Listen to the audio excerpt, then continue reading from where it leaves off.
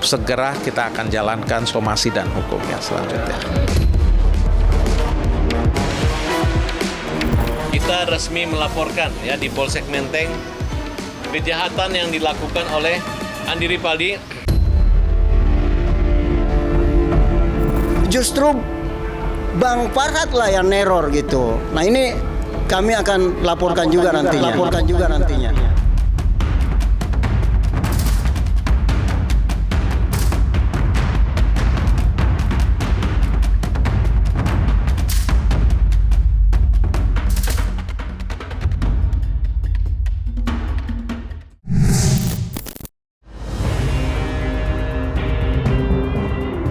Direktur Mimiles Kamal Taracan Mirchandani alias Sanjay secara eksklusif kembali angkat bicara mengenai polemik dana titipan senilai 55 miliar yang sampai dengan saat ini belum dikembalikan oleh Elsa Sharif, Vidi Galenso, dan Farhad Abbas.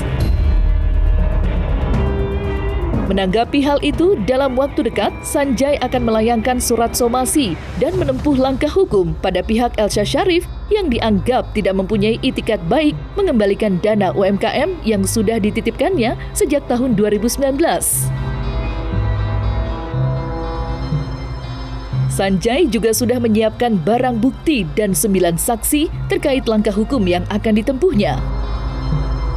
Dan berikut pernyataan Sanjay yang menuntut Elsa Sharif mengembalikan dana titipan senilai 55 miliar. Saya udah kontak berapa kali ke Pak Vidi, ada berapa kali tidak diangkat, sekali-sekalinya diangkat, dijanji untuk pertemuan, dan udah 2 kali batal. Selama 2 minggu ini sudah batal terus, batal terus. Ya, sekali lagi adalah kalau punya data, kalau punya semuanya, toh ketemuin lah. Kenapa sulit ketemu ini? Coba ketemuin toh. Gitu.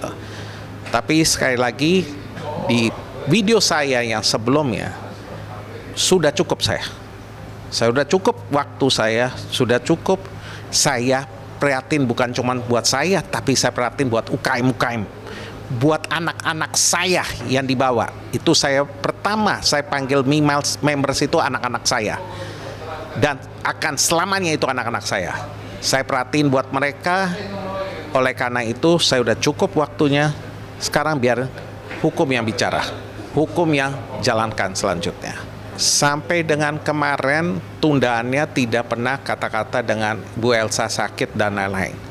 Tundaannya karena sibuk meeting, ada meeting, ada sidang, ada dan lain-lain. Jadi serba variasi. Alasan-alasannya serba variasi yang belum tahu maksudnya alasannya yang betul-betul otentik sekali. Tapi sekali lagi saya sekarang mau ikutin hukum, saya akan jalanin sesuai dengan hukum karena saya pun juga udah kasih waktu. Dan terakhirnya waktu itu tidak dimanfaatin, tidak dicarikan solusi pada saat waktu tersebut. Saya pernah bilang Pak Widi, untuk jika tidak ada solusi, jika tidak ada pertemuan, otomatis harus kita transparansi, dan transparansi paling bagus adalah larikan ke hukum. Dan itu akan terbuka 55 miliar titipan uang saya itu kemana saja, dan hak saya kapan saya bisa balik. Jadi oleh karena itu transparansi, dan saya per hari ini saya mau tindak itu untuk transparansi kepada saya punya member-member juga, kepada UKM saya juga. Dengan kebaikan Anda kembalikan 55 miliar ini. Dengan seperti bola pingpong ini, meja pingpong, di pingpong ke sini, pingpong ke sana, waktu ditarik berhari per hari. Tidak akan ada solusi, tetap akan terakhirnya nama Anda sendiri yang akan jadi jelek kepada masyarakat. Jadi saya harap dengan jalur hukum juga kita jalan, dengan jalur juga sebagai teman juga kita jalan. Kepercayaan itu jangan dihilangkan. Sekali lagi, Bapak, Ibu, saya ketemu Anda, saya ketemu Ibu, especially Ibu Elsa. Saya kasih dana tersebut sebelum kita deal apapun biaya-biaya lawyer fee tersebut. Tolong, 55 miliar yang saya titipkan tidak boleh disentuh. Keenam, saya ada surat ke Ibu Elsa menyatakan Pak Farhad tidak boleh sentuh 1 rupiah pun dari dana saya. Itu saya ada surat juga, attention ke Ibu Elsa, dan saya ada berapa surat lagi. Itu semua saya sudah siapkan dan saya sudah serahkan itu semua kepada lawyer saya. Akan segera kita akan jalankan somasi dan hukumnya selanjutnya. 9 saksi sudah disiapkan. 9 saksi utama dan ada saksi dampingan. Total 9 saksi yang lihat semua perjalanan tersebut.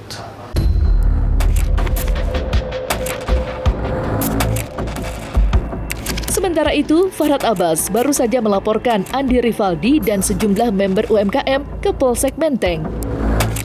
Farhad mengecam aksi member UMKM yang diduga telah meneror Elsa Sharif di kediamannya. Akibat teror tersebut, Elsa Sharif harus dilarikan ke rumah sakit lantaran terkena serangan jantung. Farhad yang geram dengan aksi UMKM yang dinilai brutal meminta Polsek Menteng segera menangkap Andi sebagai otak di balik aksi teror yang dilakukan sejumlah member UMKM terhadap Elsa Sharif.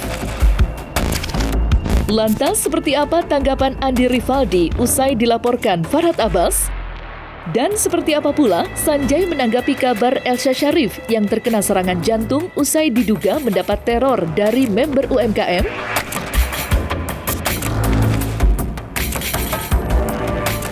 Kita resmi melaporkan ya di Polsek Menteng kejahatan yang dilakukan oleh Andi Rivaldi, Rita dan Ami.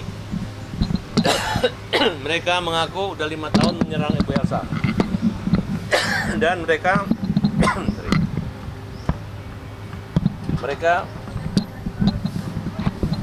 dengan sadis ya, menteror, memaki-maki, menginginkan Ibu Elsa mati ya. Tepatnya tanggal 13 Desember, Ibu Elsa Sharif ketika didatangi lagi oleh kelompok komplotan persekusi dan pemberontak yang namanya Andi Rivaldi, Ibu Elsa Sharif mengalami serangan jantung dan dirawat di Rumah Sakit Siloam. Dan mereka serang di Rumah Sakit Siloam ya, ini buktinya. Mereka serang, Ibu Elsa datang lagi ke sana, kemudian membuat kegaduhan. Ini ada Rita, dan mereka menanyakan ke rumah sakit apakah Ibu Elsa ada di situ, yang namanya privacy. Tentu ada kerahasiaan daripada pasien. Tiba-tiba mereka mengirimkan kepada saya, kepada media, bahwa kita berita hoax. Ya. Hari ini dengan membawa bukti, membayar rumah sakit sampai ratusan juta untuk tindakan terhadap jantung Bu Elsa. Bukti-bukti lainnya. Dan mereka mengejar. Akhirnya Polsek Menteng menerima laporannya. Jadi kalau Polsek melakukan pengamanan terhadap rumah Bu Elsa, jangan sungkan-sungkan lagi, langsung tangkap Andi, Rita, dan Ami. Ya, dia sakit dan tertekan gara-gara Andi Rivaldi dan Rita dan Ami, gara-gara hinaan dan hujatan mereka. Ya, siap-siap saja kalian. Saya minta agar Polsek jemput. Mereka ini adalah calon yang mematikan, penjahat-penjahat yang akan memprovokasi persekusi. Iya, begitu saya dengar kabar Farhad bilang diteror, nah saya ketawa. Ya ketawa lah, artinya kita ini datang nggak neror. Ya, teman-teman datang untuk silaturahmi. Jadi gitu Bang Farhat, nggak ada teror di sana. Ya bahkan kalau masuknya juga menurut ibu yang pertama masuk itu memang dipersilahkan mereka masuk, bahkan disuruh nunggu, lalu kemudian ya yang lain juga menyusul setelah berjam-jam mereka menunggu. Nah inilah yang saya maksud, kalau memang disuruh masuk, ngapain orang disuruh menunggu? Ya lalu kemudian tidak ada jawaban sama sekali bahwa apakah sakit di dalam ataukah nggak sempat karena ada tamu, sehingga orang nggak harus menunggu sampai malam gitu. Jadi nggak ada teror kok intinya. Perlu dipertanyakan ya bahwa ada ambulans yang jemput setelah Isya katanya. Padahal kami memang setelah Isya keluar dari ruangan ya di halaman Ibu Elsa, tapi kami masih duduk di depan sambil ngobrol, ngopi-ngopi depan. Itu sampai jam 10 lewat itu. Ya, jadi nggak ada ambulans, nggak ada. Kalaupun misalkan memang terjadi ke rumah sakit, itu saya kira banyak mobilnya juga kok. Ngapain harus ambulans tentunya. Jadi intinya nggak ada ambulans waktu malam itu. 2 hari yang lalu saya pernah nonton YouTube ya. Waktu itu saya nonton YouTube, saya dengar atau nonton YouTube 2 hari yang lalu, teman sedikit saya dengar ya mengenai Pak Widi. Di mana Pak Widi menyatakan, Pak Widi adiknya sendiri menyatakan Ibu Elsa itu sudah sakit serangan jantung, penyakit jantung itu udah 6-7 tahun yang lalu. Bukan sekarang-sekarang, sudah lama. Itu adiknya. Jadi lebih dekat Elsa kepada adiknya atau ke Pak Farhat Abbas nih. Adiknya sendiri yang bilang sebetulnya itu bukan permasalahan UKM atau bukan permasalahan yang lain. Member-member, tapi memang udah 7 tahun. Nah jadi ya kembali lagi adalah jangan lihat siapa salah siapa di luarnya. Dalam, penyakit itu mulainya dari dalam.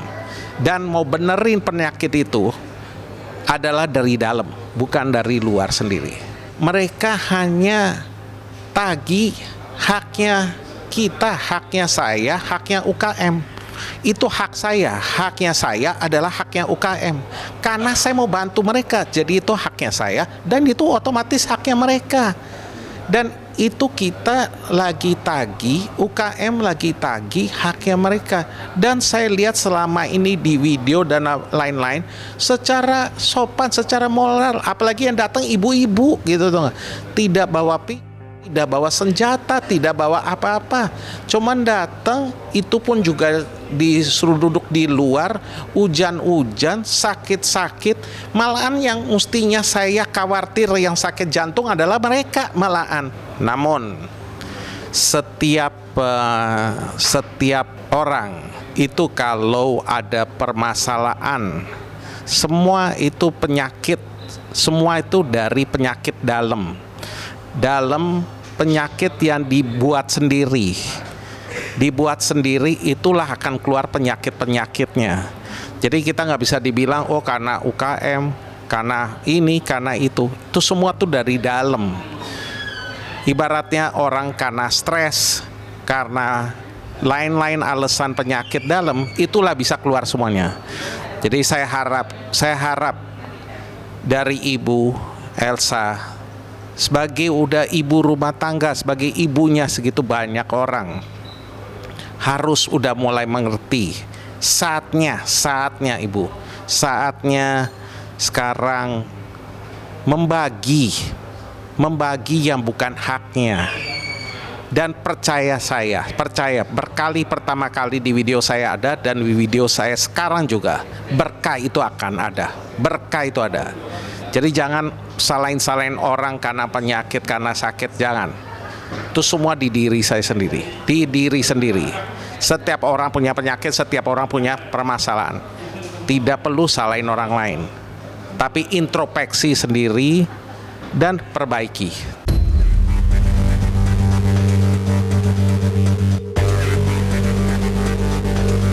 Di sisi lain, Andi sebagai terlapor membantah tuduhan Farhat Abbas terkait aksi teror dan persekusi terhadap Elsa Sharif. Atas tudingan yang menurutnya tak berdasar tersebut, Andi akan melaporkan balik Farhat Abbas. Namun yang menarik, Andi akan menempuh langkah yang berbeda dengan Sanjay. Bersama para member UMKM, Andi menyebut dalam waktu dekat ia akan mengadakan pertemuan dengan Vidi Galenso. Andi berharap Elsa Syarif dan Farhad Abbas hadir agar permasalahan pengembalian dana UMKM dapat dicarikan jalan keluar bersama. Pernyataan itu disampaikan Andi secara eksklusif ketika ditemui tim cumi-cumi.com. Justru Bang Farhad lah yang neror gitu. Nah ini kami akan laporkan juga nantinya. Saya kira ibu-ibu UMKM melakukan, nggak ada yang sampai seperti demo, karena memang saya sampaikan bahwa kunjungan kita hari ini bukan demo tapi bagian daripada silaturahmi, sebagaimana Vidi Galenso Syarif sudah menjadwalkan besok di hari Jumat ya akan ada pertemuan gitu. Nah kami mau minta kepastiannya apakah pihak Bu Elsa juga hadir atau tidak, itu aja yang kami minta. 2 minggu sebelumnya itu kami sudah menyurat juga meminta keterangannya bahwa dia hadir atau tidaknya. Tapi nggak ada keterangan, makanya kami silaturahmi ke sana.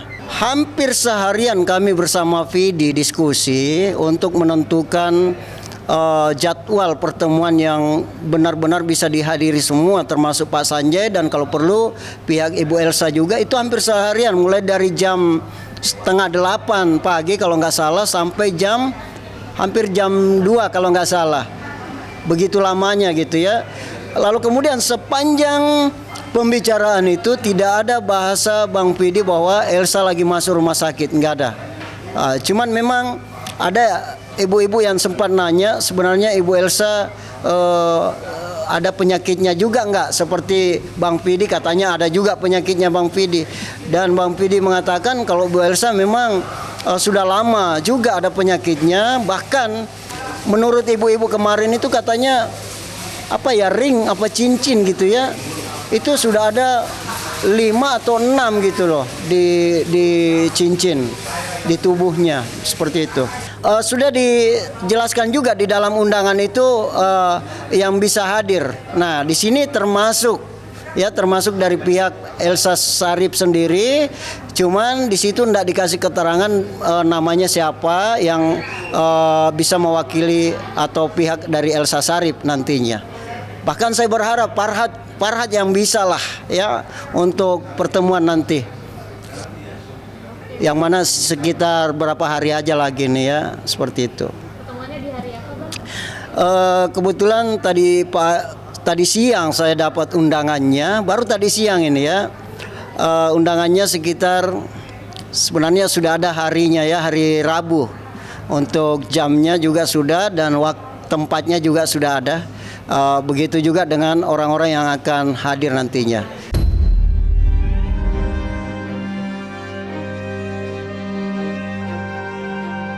Nah, selesai sudah Cumi Lovers, saksikan terus Cumi Camp In-Depth, kabar lengkap, mendalam, dan akurat dari narasumber terpercaya. Dan jangan lupa untuk like, subscribe, dan juga share channel YouTube Cumi Cumi.